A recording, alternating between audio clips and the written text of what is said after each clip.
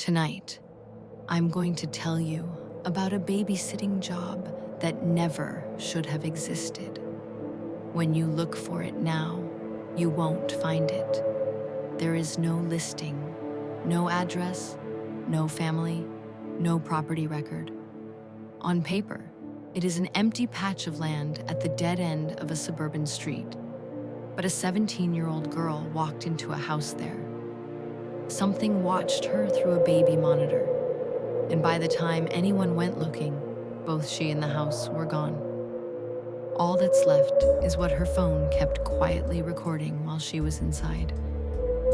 I'm going to take you through what we can reconstruct from that, step by step, room by room. And you can decide for yourself whether there was ever a house at all. Her name was Kayla.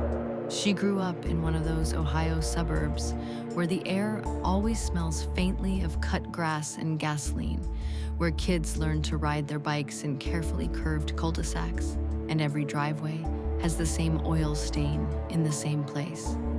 It's the kind of neighborhood where nothing ever happens until, suddenly, something does.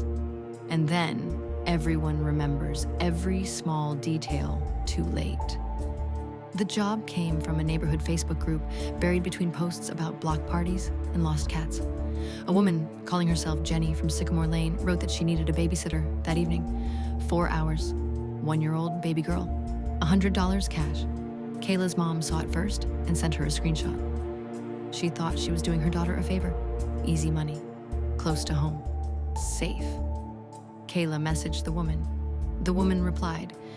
They agreed on time and price and address. The address was 43 Sycamore Lane. If you pull up Sycamore Lane today, you'll see a quiet street of nearly identical houses in neutral colors. Mailboxes with peeling numbers, trash cans labeled in fading vinyl letters. The numbers run neatly along both sides of the street. They stop at 39.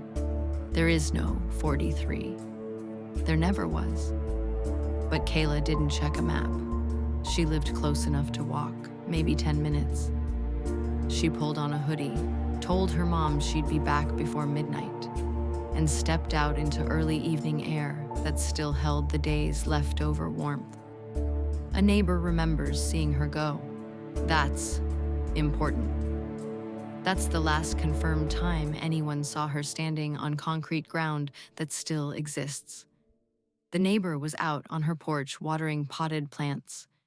She remembers Kayla walking past, hands in pockets, earbuds in, a quick smile and a small wave. She remembers the direction she went in, down toward the end of the cul-de-sac, past the last normal house, toward a space everyone on that street calls the empty lot. She told police later there was nothing built there, just dirt, plastic construction fencing, and a metal sign promising future homes coming soon that never came. But Kayla's phone disagrees. Her GPS trace shows her turning off the main road, following the curve of Sycamore Lane, moving steadily toward the end, and then slowing, like she was walking up a driveway. Her steps compress, shorten. The pattern you see when someone is walking on a smooth, flat surface and then onto something harder, like tile. Her phone settles at one point, steady and still, as if set down on a table. From that moment on, the device believes it is inside a structure, surrounded by walls, ceiling, Wi-Fi, interior acoustics. A house the street swears isn't there. From the digital trail, we can sketch out her first 15 or 20 minutes like this. She enters. The air changes. Her microphone picks up the dull, padded quiet of a lived-in home. No traffic, no open space echo. Just the soft, close sound of drywall and carpet and someone's scent hanging in the air. There's the faint chime of a door closing behind her. The subtle thud of her bag hitting a surface. Somewhere deeper in the building, a refrigerator hums. Imagine it. You step into a stranger's house in the early evening. The sky outside is still bright, but the interior is lit with warm lamps that don't match the time of day. Pools of gold light already pushing back shadows, as if the house doesn't like dusk. Ahead, a narrow hallway leads deeper in. There's a framed print on the wall, something generic. A landscape with colors that don't belong to any real place. To your right, a living room opens up. A soft, neutral couch, a TV on a low stand, toys in a wicker basket. Behind all of that, through an open doorway, you see the edge of a kitchen counter and the dull gleam of stainless steel appliances. Nothing special. Nothing obviously wrong. Kayla was there long enough to absorb all that and decide it was safe. She messaged her friend to say the house was big and kind of nice. She mentioned a long hallway. She mentioned a chandelier she didn't like. She didn't mention the family at all. No descriptions of the parents, no comments about the baby being cute. No, they seem nice, or the mom is weird. If someone hired you to watch their infant, you would probably mention them in passing. Kayla didn't. The first time anyone else enters the story is when she goes upstairs. Her phone's movement suggests a staircase directly off the hallway, running along one wall. The sound of each step is dull, carpeted, not wood.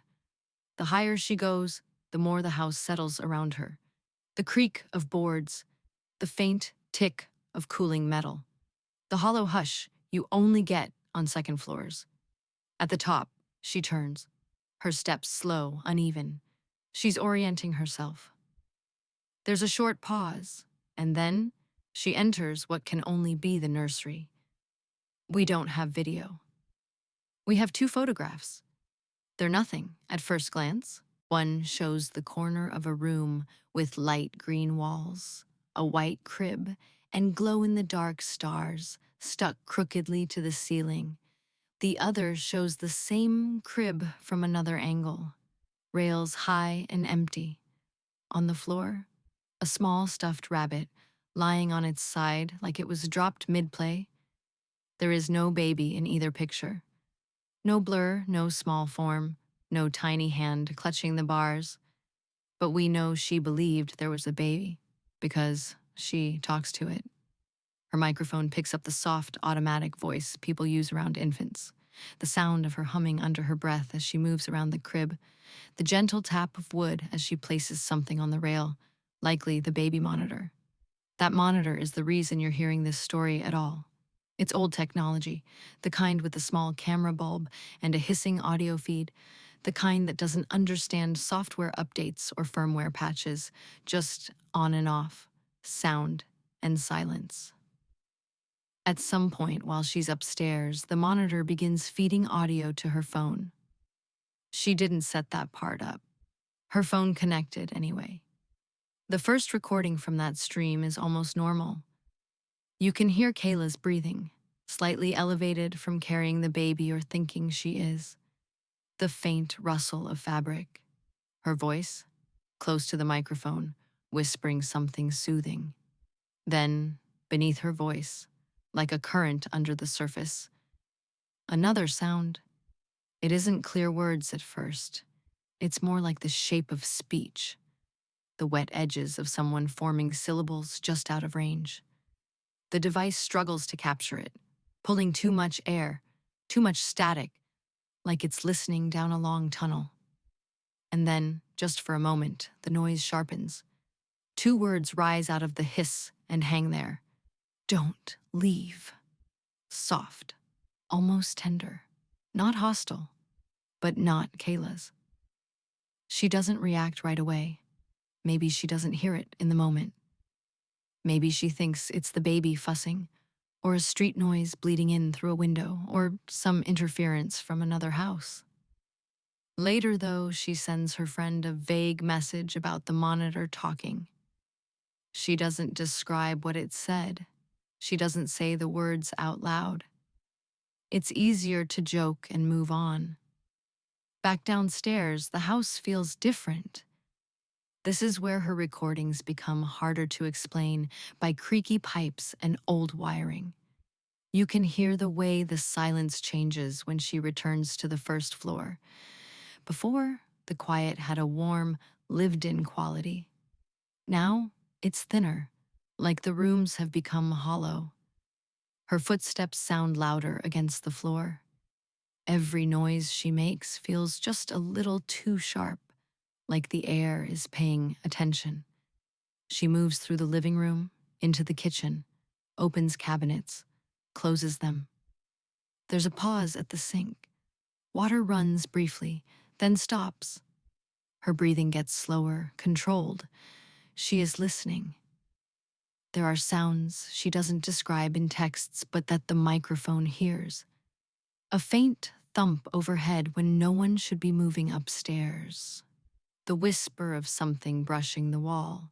A soft, irregular tapping as if a nail or knuckle is flicking lightly against plaster somewhere out of sight. None of it is dramatic. None of it is enough on its own to make you scream. It's the kind of wrong that accumulates quietly, like humidity. A heaviness that makes every breath feel slightly off until you suddenly realize you're uncomfortable. At some point, she walks toward the back of the house. A glass door is there, leading into a small yard. You hear the slide of it opening, the quick breath of colder air pushing in. Real desert cold, empty, with no city warmth clinging to it. Outside, the suburban night is settling over roofs and fences and the long curve of the street. Somewhere, a dog barks once and then stops. A car door slams far away. The world out there is mundane, almost bored. The world inside the house is not. She closes the glass door again. You hear the latch catch. You hear her exhale. And then, faintly, like an echo from somewhere else in the building, you hear a floorboard respond. One heavy, soft shift of weight, as though something, or someone, has just adjusted its stance, not upstairs this time, closer. There's a gap after this in the files. A stretch of empty room sound.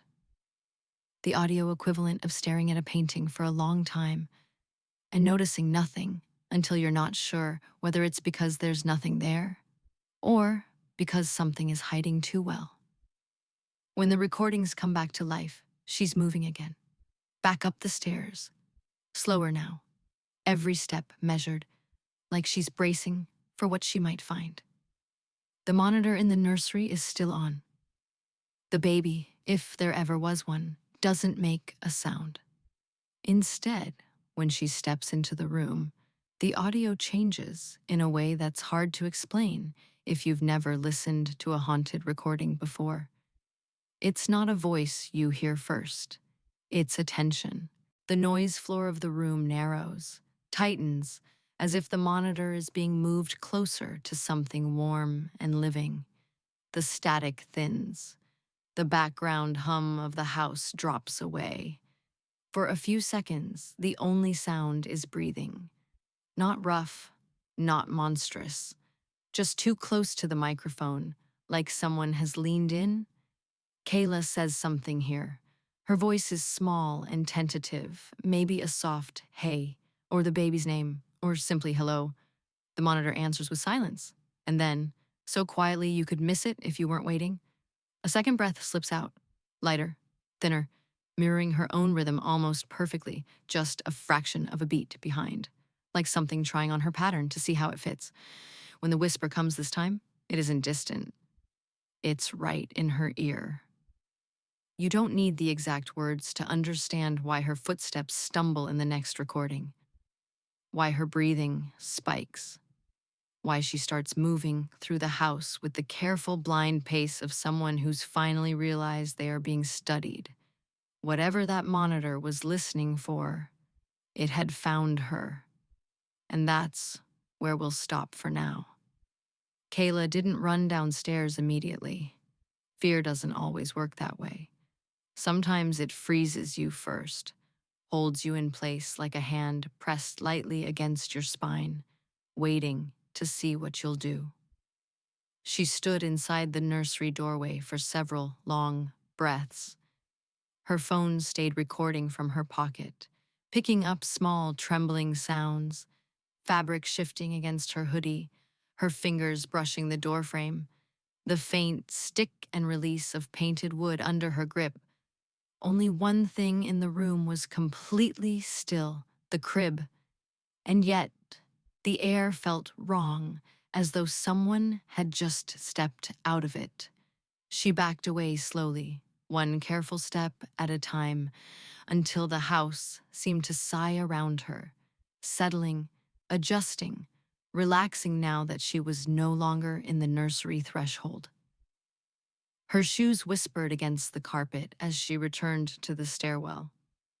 Most people imagine hauntings as sudden, dramatic things: slamming doors, shadows sprinting across halls, screams. But real hauntings, the dangerous kind, start quieter. They begin with air that feels heavier in one room than another, with staircases that were shorter a moment ago and feel longer when you climb back down, with doorways that look different every time you pass them. Kayla descended the steps with the caution of someone who isn't sure their body will obey them. The house responded to her movement. Her microphone caught soft vibrations in the framing, wood contracting, or maybe expanding, in slow waves, like something breathing in the walls. When she reached the first floor, the atmosphere had changed completely. Before, the house felt empty but harmless, a little lonely. Now the air had a weight to it. It draped over her shoulders like a damp blanket, thick and cool. Kayla pauses here. You can hear the way her breathing stutters, the way she shifts her weight from one foot to the other. A floorboard responds with a groan that's too low and too measured to be random. She isn't alone in this moment, even if she thinks she is. The living room is open and dim. Kayla had turned off most of the house lights earlier, and now the fading evening outside presses through the blinds in thin slices. Dust hangs in those slices like suspended fog. She moves toward the kitchen again. Her footsteps are slower, more deliberate. She's listening. The kitchen sits at the back of the house, tucked behind a half wall that blocks most of the room from view until you're right on top of it. When she steps in, her microphone captures the quiet clink of metal, the refrigerator settling, the cooling system kicking off, the faint, hollow hum of appliances in a house too empty for comfort. There is water in the sink. She didn't leave it running. It's just there, cold, not dripping, not rising, just sitting, as though someone washed their hands moments ago. Kayla takes a step back, then another. Her breathing gets shallow. She isn't panicking. Not yet. But she's beginning to understand the truth of the place she's in. Normal sounds don't behave this way. Normal rooms don't rearrange themselves. Normal houses don't wait. The next sound her phone picks up is almost nothing at all. A soft shifting of weight in the ceiling above her, like someone crossing a room barefoot, very slowly, heel to toe. Not stomping, not sneaking, just existing. But the house is supposed to be empty. No parents, no visitors, no toddler capable of climbing out of a crib and walking across a second floor. Kayla takes one step toward the staircase, then stops in the doorway between kitchen and hall. Her phone records silence, not natural silence. Listening silence, the kind a predator makes. You can hear the way her body reacts before her mind does, her breath catching, her shoulders tensing. She pivots slightly as though trying to see behind her without turning her head. And that's when the house reveals its first cruelty. The stairs don't look the same anymore. Kayla took a picture here, just one, fast, blurry. It shows a stretch of carpeted steps that seem steeper than before, darker, like shadows have pooled thick at the top where the landing should be. The walls on either side lean inward ever so slightly, not enough to look impossible, just enough to make you uneasy. She doesn't go up, not yet. Instead, she moves toward the front of the house. The air grows colder. The wooden floor creaks under each step, though it didn't creak earlier. This is another rule of places that aren't places. They become more alive the moment you notice something is wrong. She reaches the front room. Her phone captures the faint glow of a street lamp pushing through the blinds, the only visible connection to the outside world. The rest of the street is silent, still, ordinary, and that is almost worse. If something terrible is happening, you want the world outside to show it. You want thunder, or police sirens, or dogs barking wildly. You want anything that proves your fear is real. But Sycamore Lane sleeps peacefully while Kayla's world folds in on itself. She presses her hand to the front door. Metal touches her palm. She begins to unlock it. Then she freezes. A reflection in the small vertical window beside the door, the kind with frosted glass meant to blur visitors, flickers faintly. A shape, tall, human-shaped, standing on the porch. But when she turns to look through the glass properly, there is nothing there. Just night. Just the faint shine of moisture on the concrete steps outside. Just stillness. The porch is empty, but her microphone catches something anyway. 3 faint clicks, perfectly spaced, like someone or something tapping a fingernail against the outside wall. Tap, tap, tap. Kayla steps back. Fear works differently when you're trapped inside a place that shouldn't exist. If she had been in a normal house, a real house, she might have told herself it was tree branches or settling wood. She might have left, walked home, called someone. But dread has a way of making human logic collapse from the inside, and the house takes advantage of that. Kayla begins pacing. Not frantic pacing, more like a subconscious loop rooted in instinct. She walks from the front door to the living room, then to the bottom of the staircase, then back again. Her breathing is uneven. Her phone picks up her heartbeat through the fabric of her hoodie, each thump growing faster. Upstairs, something shifts again. This time, there's no mistaking it.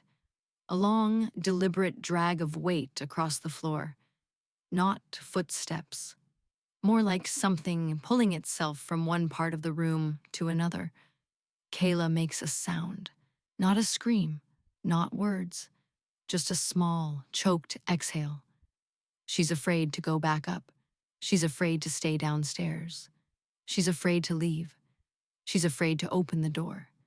The house has her exactly where it wants her. Caught between instincts, suspended in indecision. Predators love that moment. When she finally forces herself to go upstairs again, everything in the audio shifts. Her footsteps are quick, uneven. She grabs the railing too hard. You hear the scrape of her palm, the stumble of her shoe across carpet. She climbs. One step, another, another. And at the top, the landing is wrong. Too narrow, too dark, too long, as if the house stretched its bones while she was gone. Her breath catches, her steps slow. She moves toward where the nursery should be. But the air there is colder than before. Too cold. Like all the warmth has been sucked into the walls. Her phone captures something faint from inside the room. A whisper. Except not like a human whisper. This one comes in short, inconsistent bursts, like someone trying to speak with no lungs. It sounds like imitation, like echo. like something trying to mimic speech, just soft syllables shaped around the absence of breath. Kayla steps back without meaning to. The fear in her is animal now, deep, instinctual. She starts down the hall, but the house has changed again. The corridor tilts, just slightly. Her footsteps lose their rhythm. She tries to steady herself, but the wall she reaches for isn't where it should be. Her hand hits empty air, then plaster, then something that feels like nothing. Not smooth, not rough, just absent. She gasps. Her phone drops a few inches, then is caught. Her reflex is saving it at the last second, and that sound, the sound of her catching the phone, her breath hitting the back of her throat, that is the moment I believe she truly understood. She wasn't in a normal house. She wasn't even in a house pretending to be normal. She was in something using the shape of a house as bait, and it had grown tired of waiting. When Kayla turns toward the stairs, planning to flee, the house makes its first decisive move.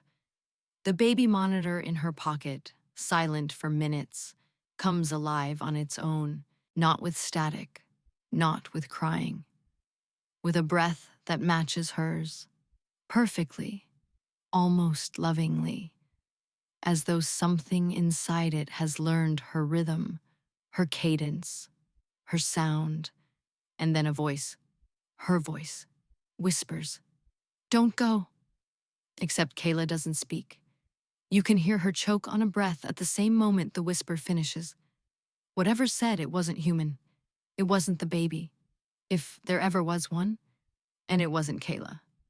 It was something that learned her, something that wanted to keep her close, something that wasn't done with her yet.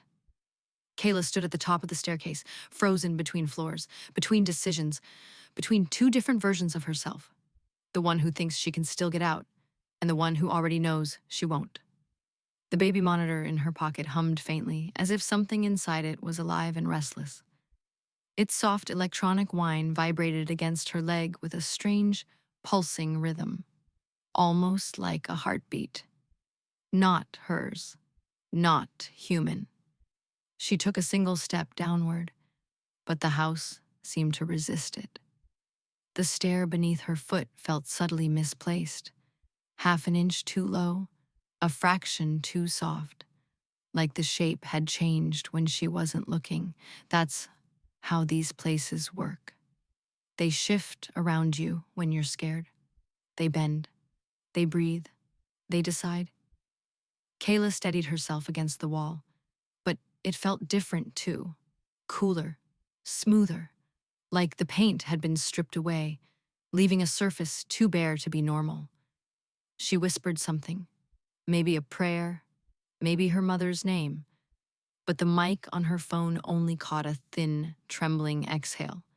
Then the monitor clicked, a single, sharp sound, and the whole house seemed to tighten in response. Kayla turned her head toward the top of the stairs. Darkness pooled in the hallway like water spreading from a broken pipe, slowly swallowing the carpet, the walls, the faint outline of the nursery door. It wasn't just shadows.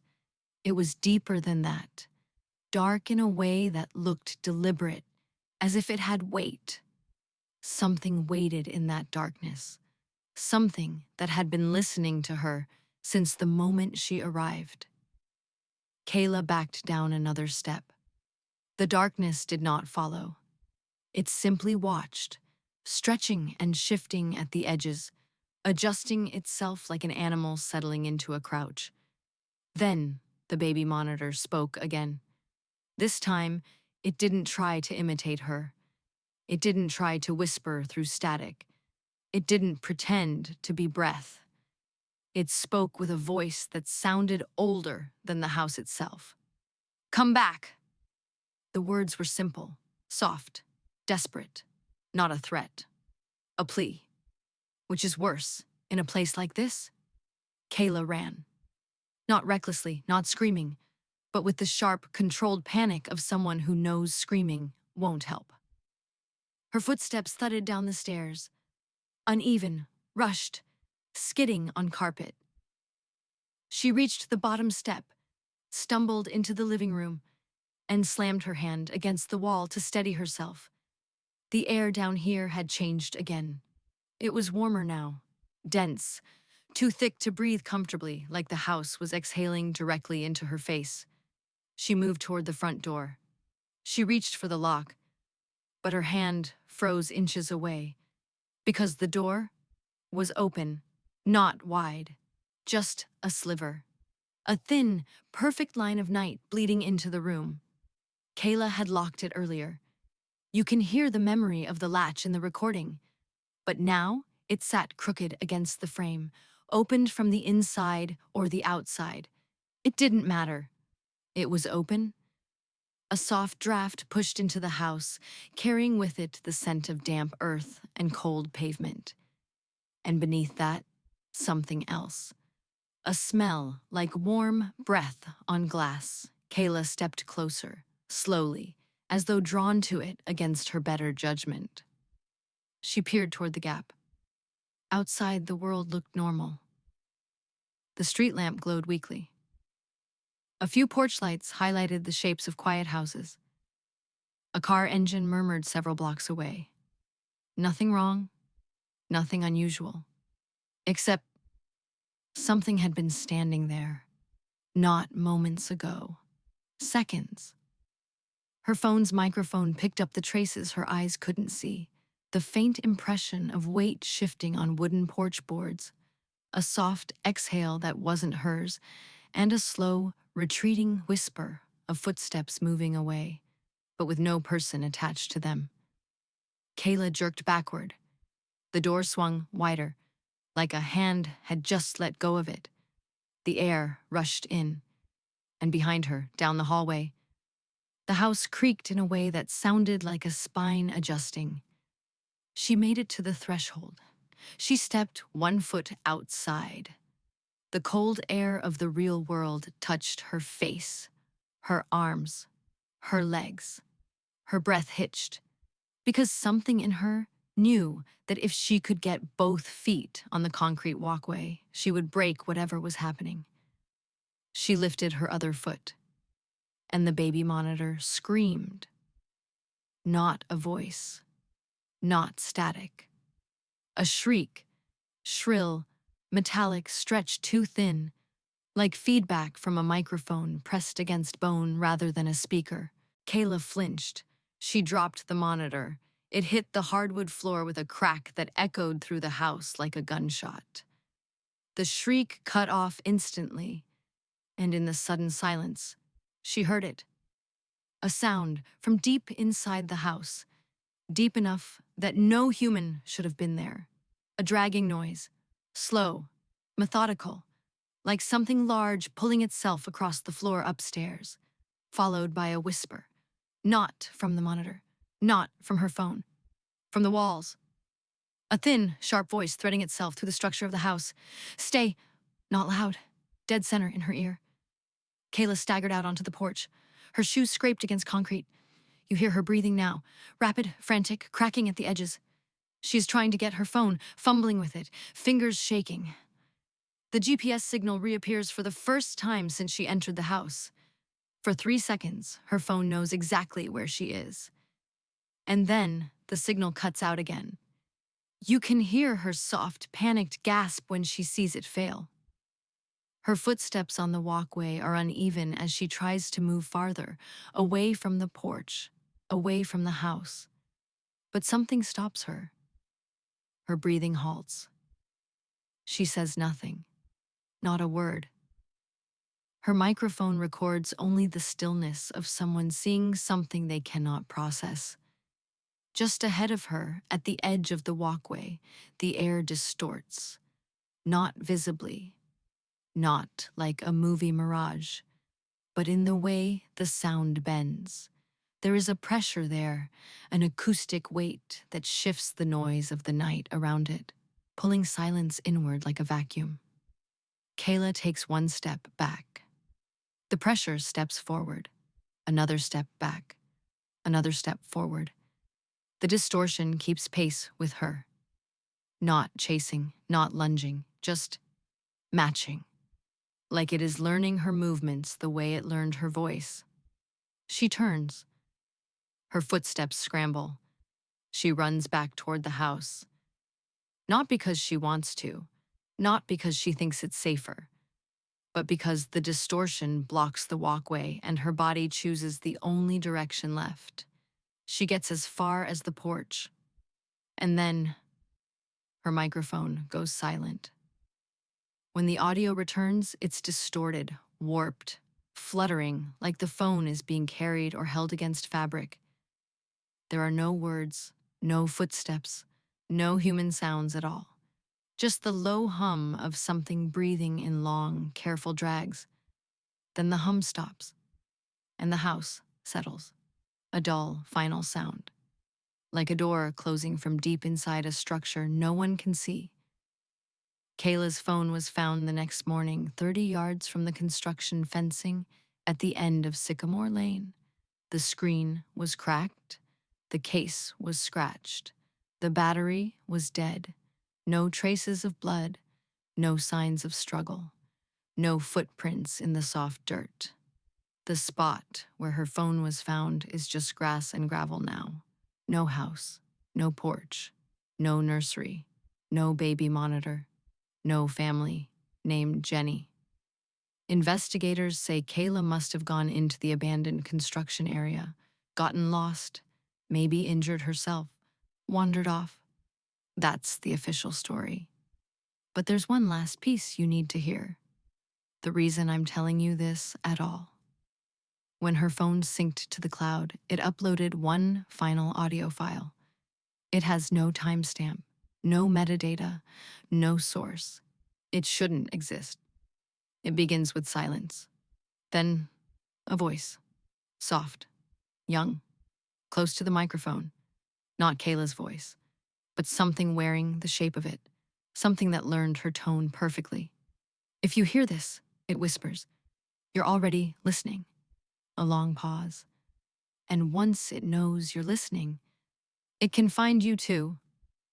The file ends with a sound like someone stepping on loose gravel. Just one step. Then nothing. Not explanation, not closure. Just an absence shaped like a house that never existed and still found someone inside it.